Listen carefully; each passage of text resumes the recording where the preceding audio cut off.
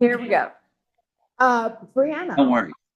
Hi. Thank you very much. Good evening, Summit County. Thank you so much for having a great event and helping us make sure that true grassroots candidates can be heard and have a chance. I'm a public servant with 8 years of service in the House. I was a volunteer firefighter when I was a teenager. I run towards the danger.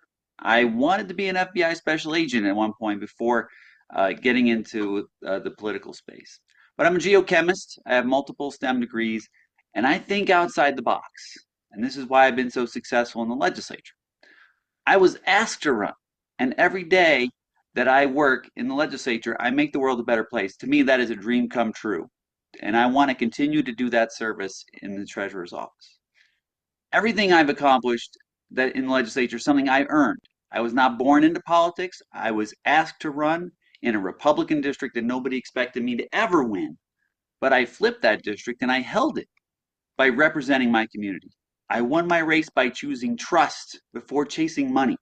We cannot have a functioning democracy without trust.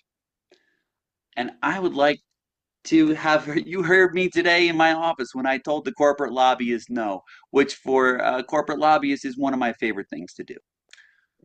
I stood up for working families against the powerful interests, and it comes at a cost. When you work for the people, it means fighting the establishment and the corporations. They punish candidates that go up against the AI companies and the largest tech companies on the planet. But I have that courage.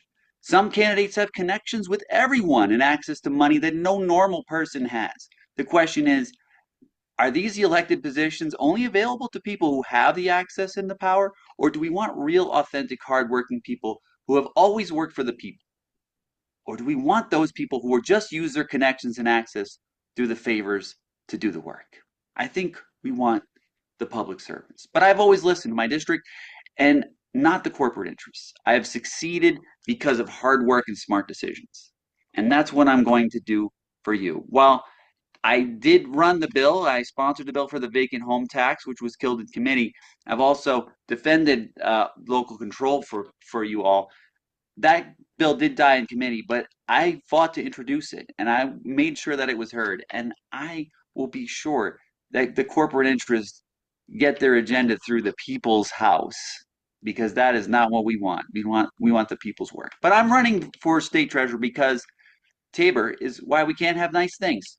The treasurer is more than balancing just the books. It's a treasurer who looks at our corporate tax dollars to make sure they work for you. Running as the people's treasurer to be the public servant that we need. Someone who's not going to use this office as a jumping off point for future office. It's not business as usual anymore. We cannot have just a strong portfolio and call it a day anymore. This is in 1990. It's all in for Colorado. That's what we have to do. We cannot just have investments that are not balanced and not thought through. And we need a public servant who's courageous enough to divest in objectionable investments and lead with pure moral compass. The Treasurer's Office, as you've heard, oversees billions of dollars, and we have to prioritize those investments. And I agree, affordable housing is one of those things we have to do. We have to strengthen our infrastructure with partnerships with union labor, expand access through partnerships and community lenders, credit unions, and other states. Protecting para is a paramount for me. I would like to examine the private equity that's in para and see if we can reduce that. If there are objectionable companies that are working in the para system, we have to be sure that those are weeded out. I want to safeguard that investment for you. But some of the things I've done, as the chair of the Joint Technology Committee, I oversaw hundreds of millions of dollars in investments in technology projects in the governor's information technology office, and I identified $36 million that they were not using, that they did not want to tell me about. This is what oversight looks like. But what can we do in this office? I want to make sure we restore the property tax deferral program that the JBC cut. I want to improve public school financing tools and return your money from the Unclaimed Property Trust Fund. Explore a student loan repayment program that we can actually give money to invest in the people. And bring Treasury staff to the people through financial literacy outreach.